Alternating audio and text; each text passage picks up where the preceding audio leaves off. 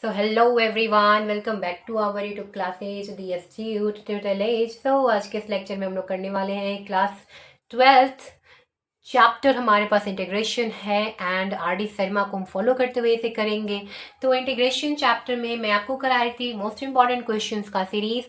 सो आज है हमारे पास क्वेश्चन नंबर 3, क्योंकि मैंने आपको प्रीवियस लेक्चर में क्वेश्चन नंबर 2 तक करा रखा है। तो अभी इस मोस्ट इंपॉर्टेंट क्वेश्चंस को करने वाले हैं। बट अगर किसी का बेसिक कंप्लीट नहीं है, जो बिल्कुल ही शुरू से पढ़ना चाहता है, तो मैं उन सभी को बोलूँगी कि पहले जाके हमारा बेसिक लेक्चर को देख लो, इंट्रो लेक्चर को देख लो। देन आफ्टर आपको सारे के सारे क्वेश्चंस ही इजी लगने लग जाएंगे एंड आप वहाँ से फिर इसके बाद मोस्ट इंपॉर्टेंट क्वेश्चंस को भी ढंग से पढ़ पाओगे, ढंग से कर पाओगे।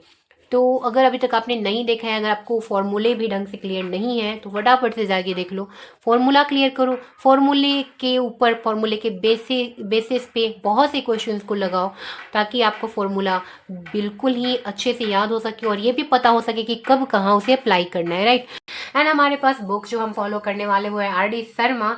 इंटीग्रेशन चैप्टर के मोस्ट इंपॉर्टेंट क्वेश्चन के साथ हम लोग डील कर रहे थे एंड यहाँ पे हमारे पास है आज क्वेश्चन नंबर 4, जो मैंने आपको कल पढ़ा रखा था प्रीवियस लेक्चर में, वही है हमारे पास, जिसमें है उसका मेथड 2 देखने वाले हैं, मेथड नंबर 2 देखने वाले हैं। बट यहाँ पे हमें एक कंडीशन अप्लाई करके दिया हुआ है, विच इज कि A must be greater than 0 and A must not be equal to 1, right. तो ये आपको कंडीशन दे रखा है। तो यहाँ पे आपको यही देखना है कि हम इसे देखते हुए कैसे सॉल्व करें। अगर आपने प्रीवियस लेक्चर नहीं देखा है, जैसे मैंने इसका मेथड नंबर 1 बताया, तो देख लो, वो आरडी शर्मा को फॉलो करते हुए उसी टाइप का हमने सॉल्यूशन किया है। तो ये मैंने मेथड नंबर 1 बता दिया था, अभी हम करने वाले method number 2 and I hope कि आपको समझ में आ रहा होगा। तो देखो, अभी हमारे पास जो ये इंटीग्रेट करने को मिला है वो है integrate to log x base e d x, right. तो सबसे पहले आपको एक प्रॉपर्टी तो पता होनी चाहिए, क्या? तो 2 इज इक्वल टू, मैंने देखो 2 को क्या लिख सकती हूँ, ध्यान से देखना। यहाँ पे मैं 2 को लिख सकती हूँ ई log 2। तो अब मैं यहाँ पे क्यों मैंने लिखा कि ई जो है ना, वो लॉग को क्या कर देता है, कैंसिल कर देता है। तो अब हमारे पास क्या बच जाता है, 2 बच जाता है। तो इसी 2 को हम लोग इस वे में लिख सकते हैं, समझ में आ रहा होगा आपको। एंड यहाँ से अब हम देखो, मैं आपको एक चीज़ बताती हूँ। अब यहाँ से हम करेंगे f x is equal to 2 log x। जो हमारे पास ये चीज़ दिया है ना, हमने इसे क्या कर लिया, इसे एफ एक्स सपोज कर लिया, राइट। अब यहाँ पे ध्यान से देखो कि ये जो एफ एक्स हो गया, इसे ही तो लिख सकते हैं ना, ई रेस टू log 2, राइट। तो यहाँ पे हम इसे लिख सकते हैं।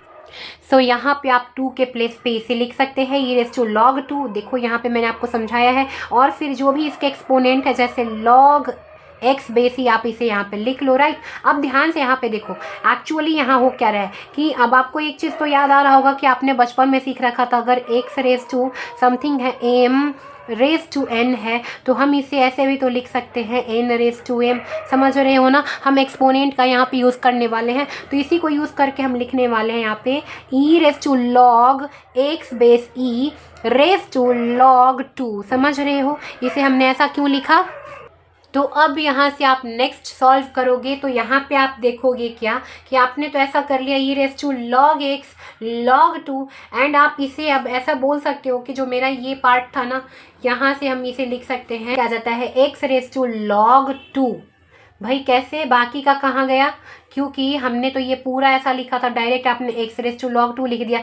क्योंकि यहाँ पे जो आपने देखा e raise to log x base e, ये इतना पार्ट कैंसिल हो जाता है। e क्या करता है, log को कैंसिल कर देता है।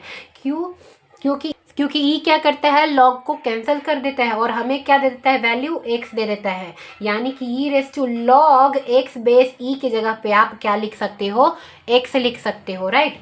तो यही चीज़ हमने किया कि इस पूरे की जगह पे हमने x लिख दिया एंड ये इसका एक्सपोनेंट तो था ही। तो मैंने यहाँ पे इसका भी रीज़न डाल दूँ कि जो e raise to log x base e था, ये किसके इक्वल होता है, x के इक्वल होता है। आई होप आप समझ पा रहे होंगे। तो अभी यहाँ पे मेरे को निकल के आ गया ये। तो अभी जब मेरे को कह रहा था कि इन सभी का इसका इंटीग्रेशन करो, तो इसका वैल्यू मैंने क्या निकाल दिया, यहाँ पे x रेस टू log 2 निकाल दिया ना। तो इसकी जगह पे हम क्या लिख सकते हैं, x रेस टू log 2 लिख सकते हैं, समझ गए। तो यहाँ पे हम लिख सकते हैं x रेस टू log 2। अब ऐसा अपने प्रीवियस लेक्चर में जो मैंने आपको मेथड नंबर 1 बताया था, लगभग वहाँ पे आप पहुँच चुके हो, राइट। तो यहाँ पे सिंपली आपको करना है इसका इंटीग्रेशन। तो यहाँ आ जाएगा क्या कि देखो यहाँ पे आप लगाओगे एक और फॉर्मूला जो कि आपने याद कर रखा है, एक्स रेस टू एन का इंटीग्रेशन क्या होता है, x raise to n plus 1/n+1 होता है प्लस का c, राइट। तो ये आपको करना है यहाँ पे अप्लाई, क्योंकि ये पूरा जो log 2 आपको यहाँ पे दिखाई दे रहा है ये n के जैसा वर्क कर रहा है, एक्स रेस टू n है ये, तो यहाँ पे बन जाएगा एक्स रेस टू n+1 मतलब log 2+1 upon log 2+1 plus c, समझ गए, ये हो गया। तो अभी ये बन के आ गया। अब यहाँ पे ध्यान से देखो हम इसे क्या लिख सकते हैं आगे, इसे लिख सकते हैं x raise to log 2 into x, क्यों, क्योंकि इसे हम लोग स्प्लिट कर सकते हैं ना, कैसे, तो इसे आप स्प्लिट कर सकते हो x raise to log 2 into x raise to 1 में, समझ में आया, क्योंकि यहाँ पे +1 एक्सपोनेंट में क्या है, प्लस है, तो आप इसे ऐसे कर सकते हो, एक्सपोनेंट है ना,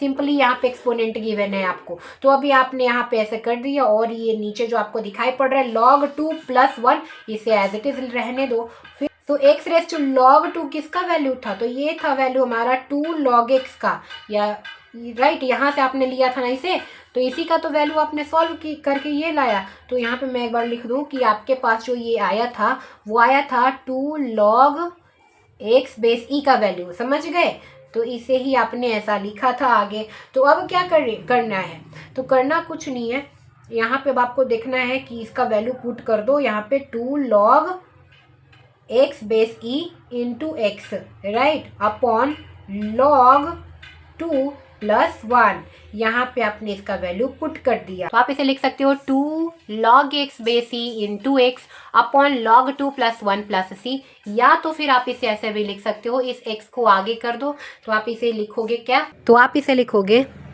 x 2 log x base E upon log 2+1 plus c। So this is your correct answer, and I hope कि आपको दोनों ही मेथड समझ में आया होगा। So thanks for watching, keep learning with the astute tutorial.